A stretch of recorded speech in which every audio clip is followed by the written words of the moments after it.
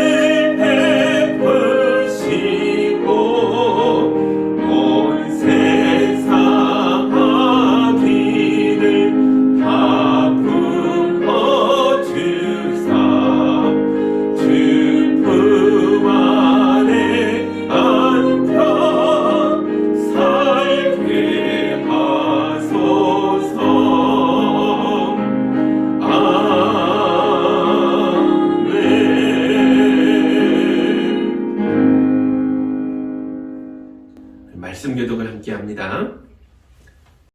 새 노래로 주님께 찬송하여라. 주님은 기적을 일으키는 분이시다. 그 오른손과 그 거룩하신 팔로 구원을 베푸셨다. 주님께서 베푸신 구원을 알려주시고 주님께서 의로우심을 문 나라가 보는 앞에서 드러내어 보이셨다. 이스라엘 가문에 베푸신 인자하심과 성실하심을 기억해 주셨기에 땅끝에 있는 모든 사람까지도 우리 하나님의 구원하심을 볼 수 있었다. 온 땅아 소리를 높여 즐거이 주님을 찬양하여라. 함성을 터뜨리며 즐거운 노래로 찬양하여라. 수금을 뜯으며 주님을 찬양하여라. 수금과 아우르는 악기들을 타면서 찬양하여라. 왕이신 주님 앞에서 나팔과 꿀 나팔 소리로 환호하여라. 바다와 거기에 가득 찬 것들과 세계와 거기에 살고 있는 것들도 뇌성치듯 큰 소리로 환호하여라. 강들도 손뼉을 치고 산들도 함께 큰 소리로 환호성을 울려라. 주님께서 오신다. 그가 땅을 심판하러 오시니 주님 앞에 환호성을 울려라. 그가 정의로 세상을 심판하시며 무국 백성을 공정하게 다스리실 것이다. 아멘. 찬송가 126장 함께 찬양하겠습니다.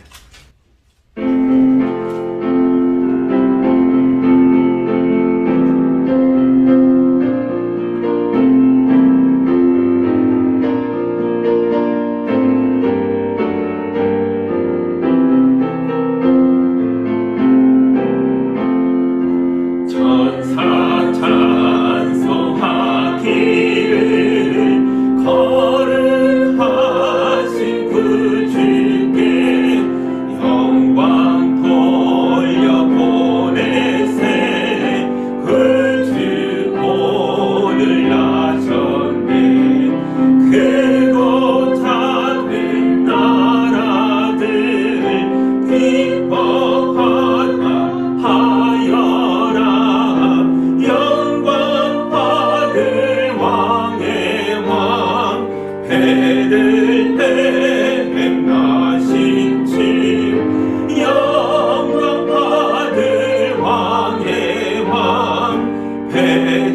베들레헴 나신 주 오늘 나신 예수는 하늘에서 내려와 저녁 몸에 나셔서 사람 몸을 입었네.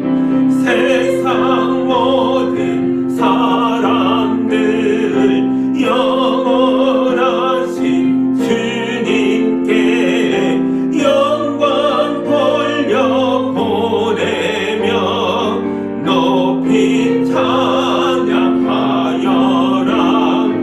영광 돌려 보내며 높이 찬양하여라.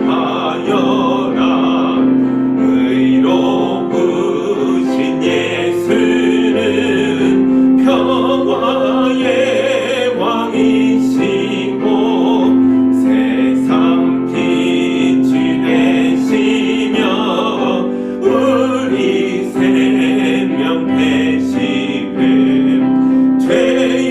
죄인들을 불러서 거듭나게 하시고 영생하게 하시니 함께 찬양하여라. 영생하게 하시니 함께 찬양하여라.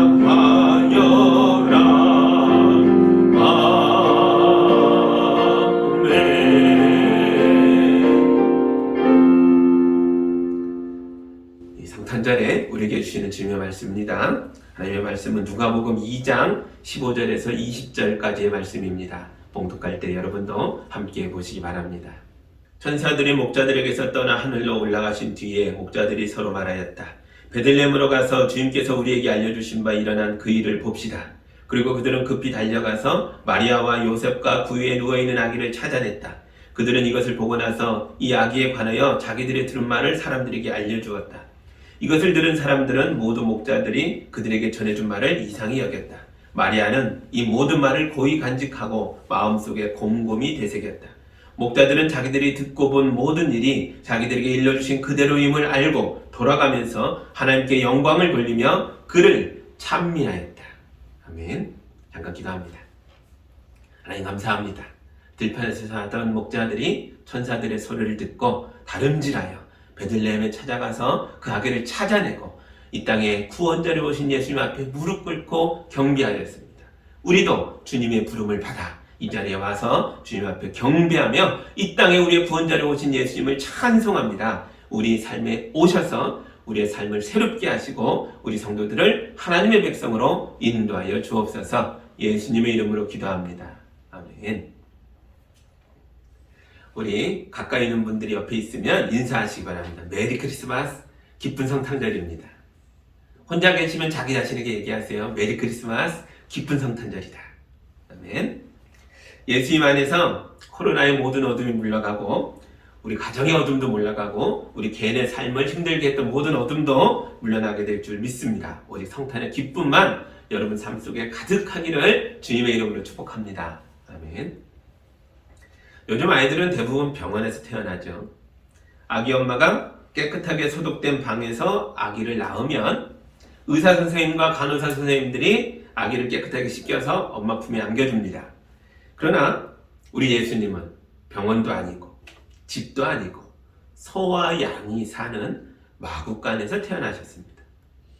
누가복음 2장은 예수님에게 왜 이런 일이 일어났는가에 대한 배경을 이렇게 말해줍니다. 1절과 2절인데요.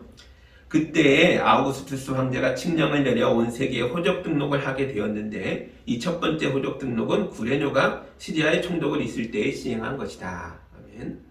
로마 황제가 온 세계에 명령을 내려서 호적을 등록하라 라고 했는데요. 인구조사를 통해 세금을 많이 거두려고 하는 목적이 그 안에 숨어 있겠죠. 그래서 세계 각지에 흩어져 살던 로마 식민지의 백성들이 다 자기 고향으로 가야 했습니다. 가서 호적 등록을 하게 되는데요. 유다 지파의 후손들은 베들레헴으로 갑니다. 왜냐하면 베들레헴이 다윗의 동네니까요. 이 다윗의 자손들, 유다 지파 아니겠습니까? 이들은 다 베들레헴으로 모인 거죠. 베들레헴은 아주 작은 마을입니다.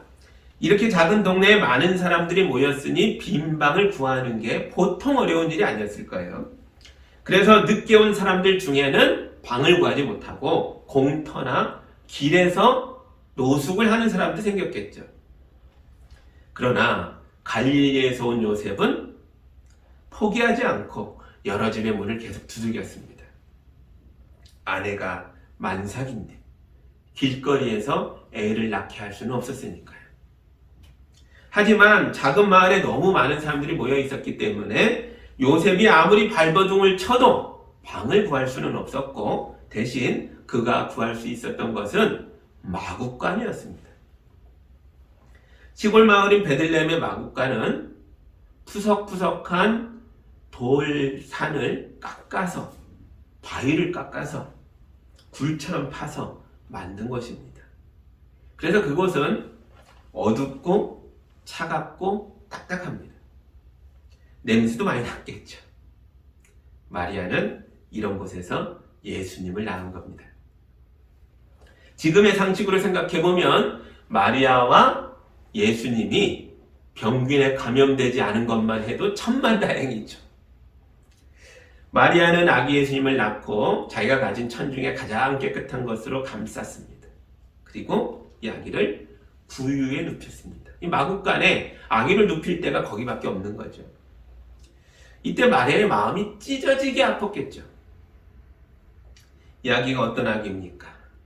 단순히 배 아파 낳은 내 아기일 뿐만 아니라 하나님으로부터 예언된 아기였습니다. 인류를 구원할 아기, 하나님의 아들.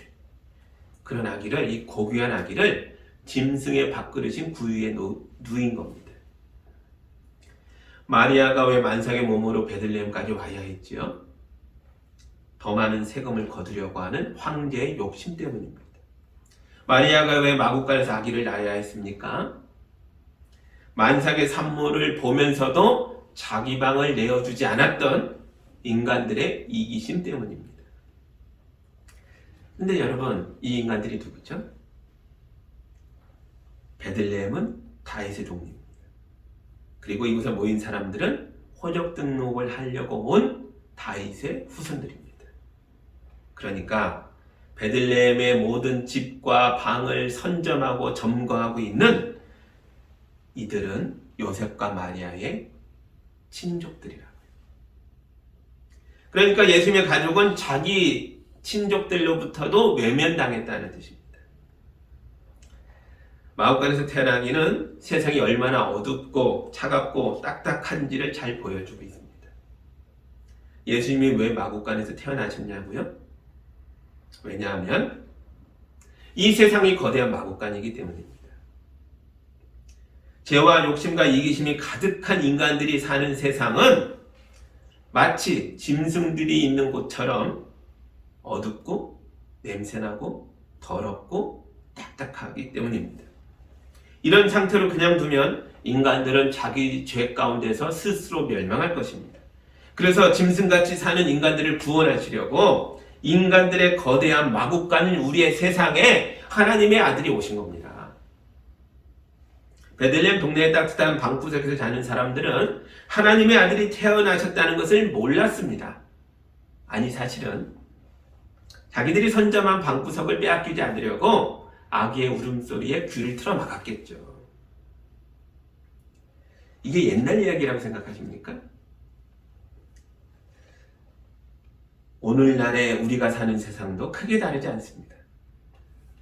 며칠 전에 뉴스에 나온 이야기입니다. 여러분도 보신 분들이 있을 거예요. 출산을 앞둔 산모가 병원에 입원하려고 했는데요. 코로나 검사에서 양성이 나온 거예요. 그래서 입원이 취소되고 집에서 자가격리 상태로 대기해야 됐습니다. 그런데 산통이 왔어요. 너무 다급했습니다. 그래서 119에 전화를 해요.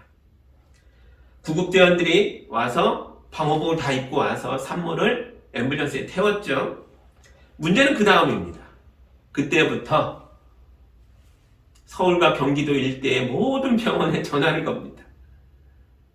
이 산모가 출산할 수 있는 병원을 찾기 위해서 구급대원이 열심히 전화를 거는데 무려 16군데를 걸었는데 계속 다 거절당했다는 거예요.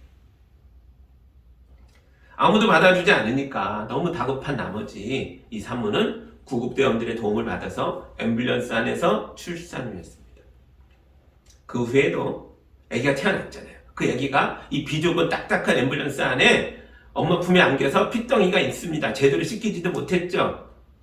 그 상태로 1시간이 더 대기 상태를 있어야 했습니다. 심지어 아기가 태어났는데도 받아주는 병원을 찾는 데까지 1시간이 더 걸린 거예요. 왜 이런 일이 났습니까? 코로나 때문입니까? 맞습니다. 그러나 더 근본적으로 파고 들어가 보면 병원이 코로나에 걸린 산모와 아기를 받아주었을 때 있게 될 피해와 손해를 생각했기 때문입니다. 제가 산모를 거절한 16군데 병원을 향해서 비난하고 있는 게 아니에요. 사실은 산모를 거절한 그분들의 태도가 너무나 당연하게 여겨지는 우리의 세상이 나쁜 겁니다. 현대사회가 2000년 전에 베들레헴보다 의료기술이 더 발달했을지는 몰라도 인간의 이기심과 죄성은 조금도 달라지지 않았습니다. 그래서 우리는 지금도 하나님의 아들이 필요합니다. 우리가 사는 세상이 달라지려면 하늘에서부터 오는 평화가 우리에게 임해야 합니다. 이제 하늘의 평화를 제일 먼저 받은 사람들의 이야기를 하겠습니다. 예수님이 마구간에서 태어나셨을 때 하나님의 아들이 태어나는 순간을 짐승들이 지켜봤을 겁니다. 인간의 세상이 거대한 마구간이라면 여기서 짐승처럼 여겨지던 사람들이 있었습니다. 8절입니다. 그 지역에서 목자들이 밤에 들에서 지내며 그들의 양떼를 지키고 있었다. 아멘. 이스라엘 사람들은 유목민의 후손임에도 불구하고 이제는 목자들이 이 땅에서 가장 낮은 사람들로 취급받고 있습니다. 저 밑바닥의 하층민들을 구성하고 있는 거죠. 이 시대의 부자는 그럼 누굽니까? 땅을 가진 사람들이고 집을 가진 사람들이었습니다. 부자들이 따뜻한 방구석에서 편안하게 잘 때에 마을에서 밀려난 가난한 목자들은 양떼와 함께 들판에서 자야 했습니다. 이 목자들은 세상이라는 거대한 마구간에서 짐승처럼 여겨지던 사람들이었습니다. 그런데 우리 하나님은 세상의 높은 사람들과 부자들이 아니라 이 목자들을 아기 예수님의 탄생을 축하하는 자리에 초대하셨습니다. 이들이 누워있던 들판에 주님의 영광이 두루 비쳤습니다. 그리고 그들이 몹시 두려워할 때 천사가 나타나서 이렇게 기쁜 소식을 전했습니다. 두려워하지 말아라. 나는 온 백성에게 기쁨이 될 소식을 전하여 준다. 오늘 다윗의 동네에서 너희에게 구주가 나셨으니 그는 곧 그리스도 주님이시다. 너희는 한 아기가 포대기에 쌓여있는 구유에 누워있는 것을 볼 터인데 이것이 너희에게 주는 표징이다. 아멘. 천사들이 예수님의 탄생 소식을 온 백성에게 주는 기쁜 소식이라고 말합니다. 그러니까 우리 예수님은 이 목자들만의 하나님이 아니라 이 땅을 살아가는 우리 모두의 하나님이십니다.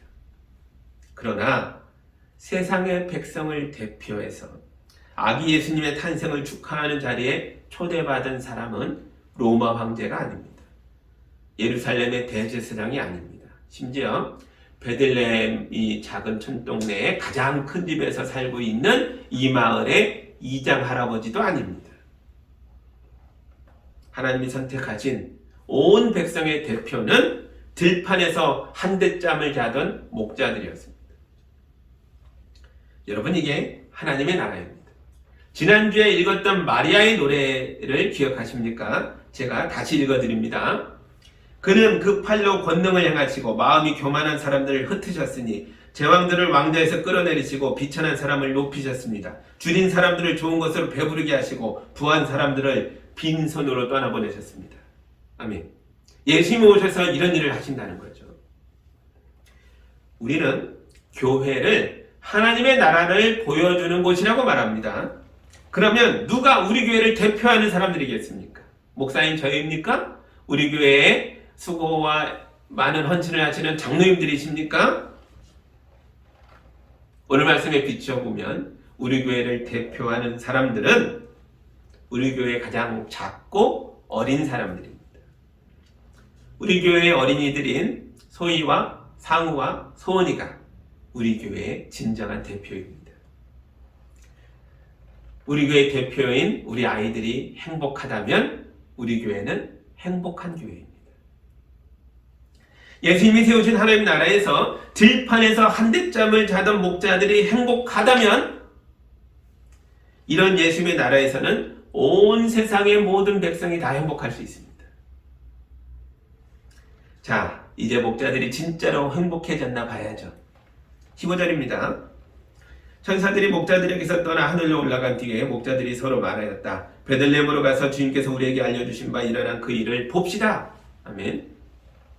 천사가 전해주는 소식을 들은 목자들은 그 즉시 베들레헴으로 달려갔습니다. 여기서 뭔가 느껴지는 거 없으세요? 잘 모르겠다면 제가 예수님이 들려주신 이야기를 하나 여러분께 말씀드리겠습니다. 어떤 사람이 큰 잔치를 베풀고 많은 사람을 초대했다. 음식을 다 차리고 모든 준비를 마쳤으니 어서 이 잔치에 다 오십시오. 그런데 사람들이 모두 하나같이 핑계를 내기 시작했다. 내가 밭을 샀는데 가서 봐야겠어. 나는 소를 샀는데 아직 좋은 소인지 아닌지 확인해보지 못했어. 거기 가야. 나는 결혼을 했기 때문에 못 가겠어. 화가 난 주인이 종들에게 말했다. 너희는 큰 길로 또 산울타리로 돌아다니며 가난한 사람들과 장애를 가진 사람들을 다 데려다가 내 집을 채워라. 초대받았던 사람들 중에서는 아무도 내 잔치를 맛보지 못할 것이다. 예수님이 말씀하신 하나님 나라는 어떤 사람이 준비한 큰 잔치와도 같다는 거예요. 하나님은 이 잔치에 우리 모두를 초대했는데요. 밭을 사고 소를 사야 되고 성대하게 결혼식을 하는 사람들, 그러니까 세상에서 가진 게 많아서 하나님 나라보다 세상에 더 미련이 있는 사람들은 잔치에 오라는 하나님의 초대를 거절했습니다. 베들레헴 사람들도 마찬가지입니다. 그들은 자기들이 미리 선점한 집과 방을 만삭의 산모에게 내어주지 않았습니다. 만약 이들이 자기 방을 마리아에게 양보했더라면 그들은 하나님의 아들이 이 땅에 태어나는 그 역사적인 사건의 최초 목격자가 되는 축복을 누렸을 겁니다. 그러므로 자기 집을 두드리며 빈 방이 있냐고 물어보던 요셉의 안타까운 외침은 하나님의 초대장이었다. 그런데 베들레헴 사람들은 기쁨의 잔치에 참여하라는 하나님의 초대를 거절했습니다. 그런데 들판의 목자들은요. 그들은 천사들이 전해주는 하나님의 초대장을 받아들자마자 그 즉시 베들레헴을 향해 달려갔습니다. 어떤 분들은 이것이 가난한 목자들이니까, 가진 게 없으니까, 방해될 것이 없으니까 다 쉽게 버리고 갈 수 있었다, 이렇게 보기도 하는데요. 그렇지 않습니다. 이들에겐 양떼가 있잖아요. 분명히 양떼와 함께 들판에 있었다라고 나오잖아요. 땅과 집을 가진 사람들에게는 이 양떼가 별거 아니겠지만 목자들에겐 양떼란 자기 목숨처럼 귀한 겁니다. 가난할수록 작은 게 더 귀한 법입니다. 그런데 목자들은 들판에 자기 목숨처럼 귀한 양떼를 두고 베들레헴으로 달렸다고요. 여러분, 이것은 이들이 실제로 가난하냐 그렇지 않느냐의 문제가 아니라는 걸 보여줍니다. 또 하나님의 초대장을 누가 가장 귀하게 여기느냐, 아니면 누가 하나님의 나라보다 세상의 다른 것을 더 귀하게 여기고 있느냐, 이걸 보여주고 있는 거라고요. 목자들이 베들레헴으로 달려가서 마리아와 요셉과 구유에 누워있는 아기를 찾아냈습니다. 그리고 그 모습은 천사가 말해준 그대로였습니다. 목자들은 너무 놀라고 기뻐서 자기들의 들판에서 보고 들었던 모든 걸 사람들에게 이야기해 주었습니다. 그리고 이 아기에게 경배하고 축하하고 사람들과 교제하고 기쁨을 누린 다음에 거기에 머무른 것이 아니라 목자들이 다시 들판으로 돌아옵니다. 왜요? 거기에 자기들의 삶이 있고 자기들 두고 온 양떼가 거기 있으니까요. 들판의 목숨처럼 귀한 양떼를 다시 돌보기 위해 자기들의 삶으로 다시 돌아옵니다. 그런데 보십시오. 지금까지는 거친 들판에서 사는 게 그들에게는 엄청난 고통이고 외로움이고 슬픔이었는데요. 이 땅의 구원자로 오신 아기 예수님을 만난 뒤에는 모든 게 달라졌습니다. 마음이 기쁘고 즐거우니까 그들의 입에서 노래가 나와요. 20절 보시죠. 목자들은 자기들이 듣고 본 모든 일이 자기들에게 일러주신 그대로임을 알고 돌아가면서 하나님께 영광을 돌리며 그를 찬미하였다. 아멘. 목자들은 들판으로 돌아가면서 하나님께 영광을 돌리며 찬미하였습니다. 그러므로 이제부터 목자들은 세상에서 밀려나고 소외된 가난뱅이들이 아닙니다. 이제부터 이들은 예수님의 목격자요 증언자들이며 이제부터 이들은 하나님의 나라를 소유한 사람들이고 이들은 구원받은 사람들입니다.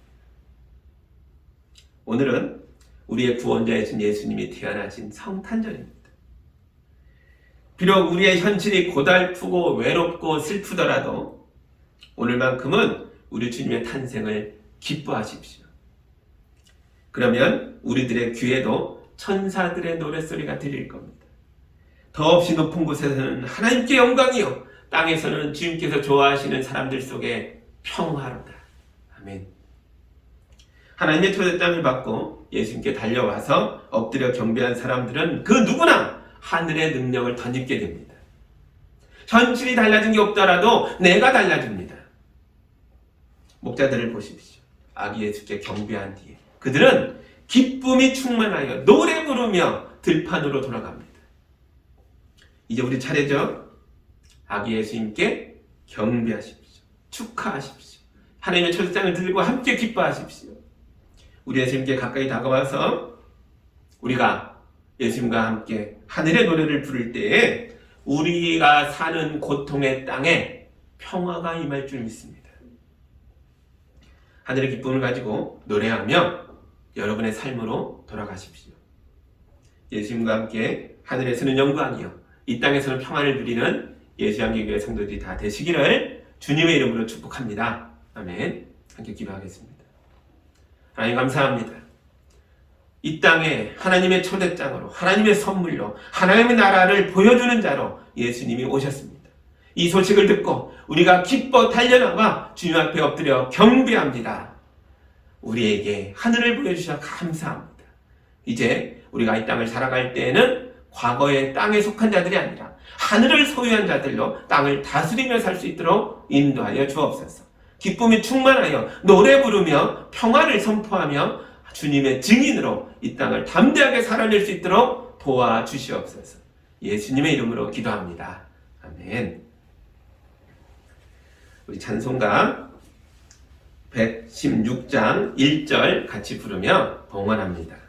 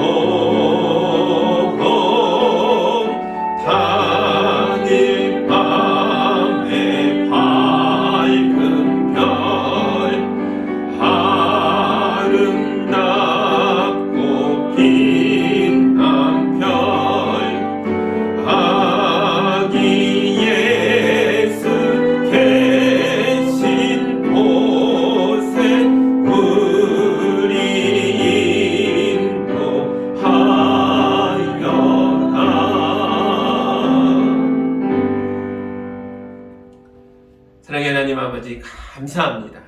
우리가 하늘로부터 임하는 가장 고귀한 선물인 예수님을 받았습니다. 우리가 기쁨으로 주님께 영광 돌리며 찬송하며 우리의 예물을 올려드렸습니다. 이 귀한 예물이 주님을 몰라 아직도 어둠 속에 앉아 거대한 마국간의 낮은 자가 되어 슬퍼하는 자들에게 전달될 수 있도록 그들을 위로하고 하나님 백성으로 불러낼 수 있도록 도와주옵소서. 우리가 예수의 이름으로 기뻐하며 복음을 전할 때에 하나님의 초대장이 되어 우리 가족과 이웃을 주님 앞에 데려올 수 있도록 인도하여 주옵소서. 그래서 우리 교회가 날마다 새로운 생명들이 거듭나고 변화되고 살아나는 자리가 될 수 있도록 축복하여 주옵소서. 예수님의 이름으로 기도하옵나이다. 아멘. 할렐루야. 우리 예수님이 이 땅에 오셨고 우리를 구원하셨습니다. 이 기쁨을 품고 우리 예배를 마치고 삶의 자리로 돌아갈 때에 우리는 변화된 자로 삶으로 돌아가 담대하게 이 땅에 평안을 선포하며 살아가게 될 줄 믿습니다. 주님이 함께 하십니다. 아멘. 우리 마지막으로 115장 힘차게 부르고 우리의 삶으로 나아가겠습니다.